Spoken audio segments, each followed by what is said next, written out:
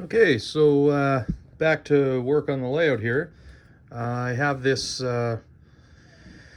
it's a cabinet shelf is what it's classified as. So I've got some sticky resin elephants that I'm trying to get drying up there, and it allows me to still have my wiring and DCC stuff on the bottom. Gives me a little bit more workspace. It's for organizing a cabinet, like in a kitchen. $4.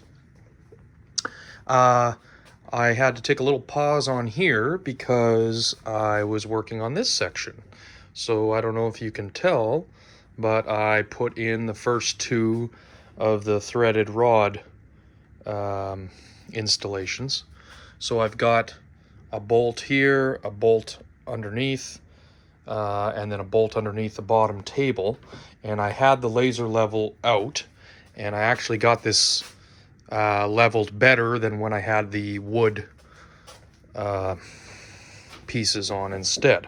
So I have to get some more, because even though it was long enough, more than long enough, I thought I could get two out of each piece, but I can only get one out of each piece in order to have adjustment. So this isn't the exact thing that will go here, but something like this will hide that bolt, and then boom, I can adjust it. Now I left some thread on here because this is just like a miniature telepost in your basement that you adjust up and down accordingly according to how much static pressure you have in your floor. So if you need advice on this stuff, just leave a comment and I can help walk you through.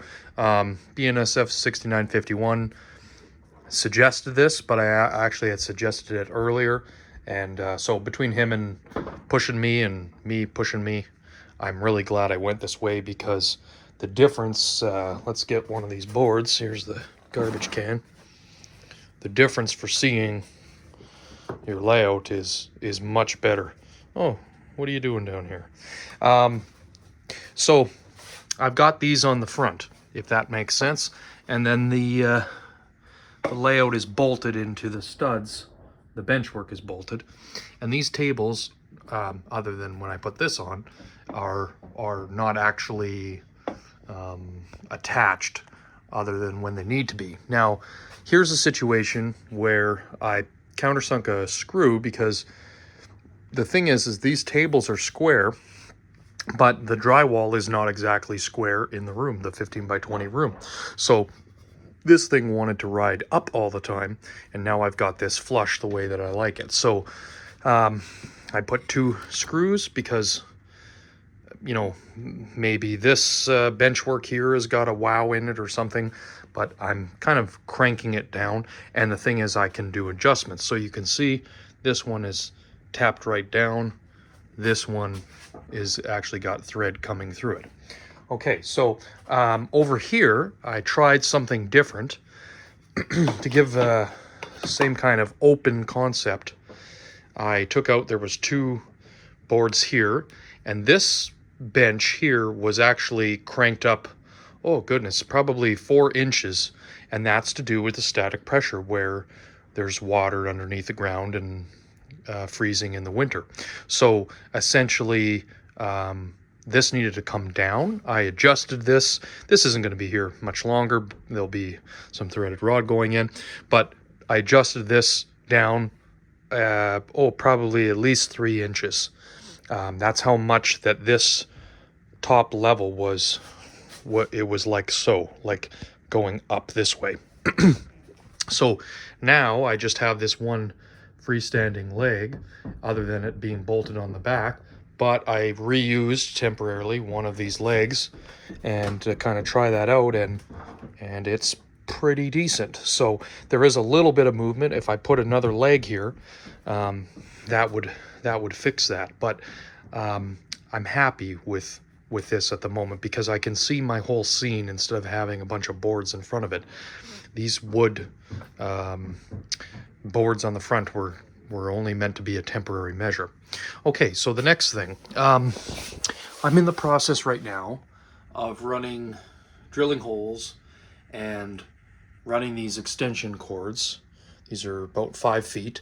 And then I hot glue these 3-prong. So like this one I left undone so you could see. I'll hot glue that on the back side. And then basically I have power for, you know, as an example right here, adding more USB streetlights and what have you. So I've got USB cable running in to these 2 buildings, and they've got the USB lights inside of them. The building is removable so that I can access it. So this is the holes. I'm using the biggest hole saw that I've got, and I've got power here. I've got a power outlet or a power strip, and here I've got a power strip. Now here I have one of those lamp cords. So I have a little miniature zoom in so you can see it. There's 2 USB coming out of that power outlet, and it's like a miniature hub. Whereas here I needed more, so I've got used one of the 4-pack units, and I've got that kind of tucked up, and these are the lights that I have to finish picking up. So these are hot glued washers, and the lights are movable for right now. You can take them down and charge them like I'm doing, whatever is the case. And I've got, let's just slow down here, another power station, and basically it just allows me to have power wherever I need it. So everything is daisy chained together. The only thing that isn't running on USB is this LED strip is on its own type of power outlet. So down here I need to do some changing of things, but I'm just going to turn it on for you so you can see. So I've got it on the sunset mode right there, and I've got to continue with this power strip, or the LED strip rather. I've got to continue putting that around the corner. So that's as far as I got. I've got some little bit of tape up there, and it's holding all right. The peel and stick backing isn't perfect. It wants to kind of sag here and there. So I'll come back with something better as far as glue than the glue that it comes with. The other thing that I did was I put in some of the fascia boards. Let's just zoom out. So I've got one here, and that's where the split is, and one there. And that's so that, as I said on one of the other videos, that the main line is singular and the other main line is hidden, so you can't see it. But it's really not, it's really just a train height over the over that. I have some Velcro on here, and these will be accessible, and I can also put in more USB hubs and more electronics and anything else I want to hide behind the backdrop. It will be removable for, you know, servicing the track or cleaning it or what have you. I'm kind of planning out this scene right now. This wall, like, I want it to be pretty desolate, but I'm just small details thinking what kind of scene that I want. So I started making myself notes. I moved the UFO at the moment, but I had him there. So this will be covered up with fascia at some point, so it won't say that, but it just gives me an idea so that I can space everything out. Airstrip, ghost town, elevator, etc. So this will be the next scenery area, but I want to hot glue this foam to finish this return loop. This is all hot glued up to here. I want to get that done, and then I want to put in a threaded rod and take these 2 out so that this will be open, and this one as well. So this whole wall will be open, and like I say, this guy as well, and eventually that one. The last ones I'll be doing is over here, but you're not going to have these wood pieces here anymore, and it'll make it so that it's an open concept. Now, I think I have it in this toolbox. You see my mop. No, it's not in this one. I have these kind of special anchor for the wall. See if I have one in here. I don't. I've moved them to somewhere else. But basically, it goes in, and there's a metal, metal, almost like a wing nut. And once it goes inside the wall, it can go in plain drywall, and then it turns when you pull it back out. And it's a bolt, and you can run a bolt into the wall. So let's show you an example. Here's one that's done, and that is into a stud. Now you have the option of pre-drilling a hole into wood, or you can go right into drywall. So I've got a case of these, and I'm gonna be putting some more of them and not relying on just a screw here and there in the wall. This makes it so that pulling on this table, it ain't moving. And it's not gonna fall on my kids, or it's not gonna be when a guest is over here and have an issue. So that kind of stuff is really important to me. You know, I hate when I see, I guess, I don't know, improper built bench work. You know, there's no point in having your nice $200 Broadway locomotive falling onto the floor if you can avoid it. The last thing, other than the wiring that'll be tucking underneath when drilling holes and making more of a mess, this was completely covered in sawdust, and I've cleaned it up for the video. Got to have the presentation. Is I was running the City of Los Angeles, and I have lots of S-curves on this bottom, and when I run the City of Los Angeles, the M10000, the Zephyr, all the trains I want to run, the passenger trains, it doesn't like it. I've got the main line leveled all the way that I like, but I'm thinking that I need a full Kato straight in between the S-curves. And this is why I haven't hot glued down my track yet, because I was still doing some testing. Things like this is temporary. Hey, there you are again. What are you doing? Say hi to Indiana. Basically, things like this are a temporary situation, so it won't be these exact tracks. That's just to kind of get that flow going.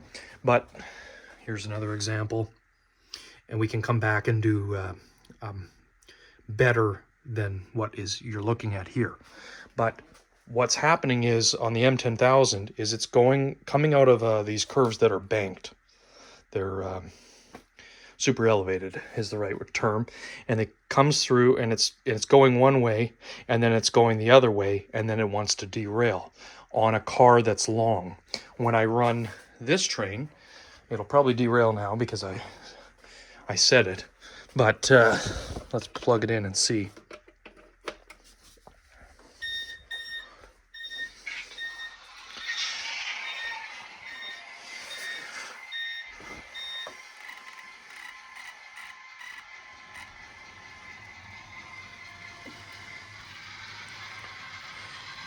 When I run, oh, I'm going the wrong direction.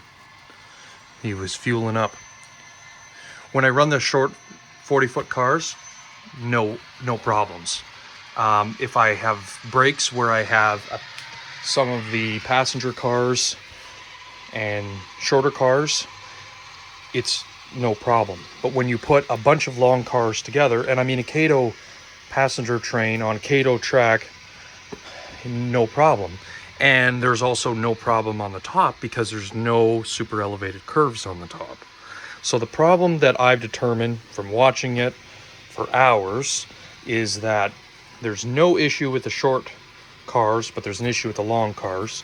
So the best thing I can do is have it so that when it comes into the corner, it's coming out like so or like so, and then it's going to the opposite, and then basically it's becoming uncoupled because I don't have a full length. I only have a half length of the passenger car that is twisting. So when these two cars go through here, one is twisting one direction and one is twisting the other direction. Don't ask me how I know I figured that out, but I did. So if I come in and take this piece out and move this track back a little, which I gave myself some width, and I might have to change some scenery. So I take one of these guys instead of this, unhook that and put that in there. Then the passenger car has a chance to re-rail itself, if that makes sense, or not twist. It's coming uncoupled or causing it, even though because it's a longer car, it's causing it to come off the track. So that's what I'm going to work on next on here before I can really go too much further. It's going to change how things are. Like I've got this pin holding this track, but you see, I've got to change hands. I've got extra here so that I can move this. And then this is that gold paint that's underneath. If this ends up getting moved over because the S-curve is changed from a half Kato piece to a full Kato piece, then what will happen is, you know, that's going to change the way that it's sitting on here exactly. And again, then I'll try it again with the Kato train, run it at 100 miles an hour, make sure that it can go. As a comparison, on the top there is super elevated curves, and I'm running passenger train as an example, but I get no derailments. I used to get a derailment over here, and it was to do with some angle of the track fixed. This is super elevated, but there's no big S curves. On the bottom, it's S curve, S curve, S curve, S curve, S curve, S curve, and there's no piece in between. Here's a normal curve.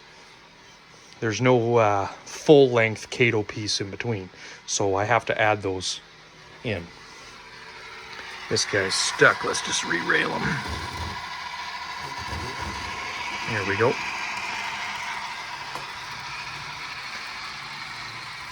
Perfect. All right, guys. I will give you an update when I have some more stuff done, but the desert Wyoming section is coming together very nicely. Have a good evening.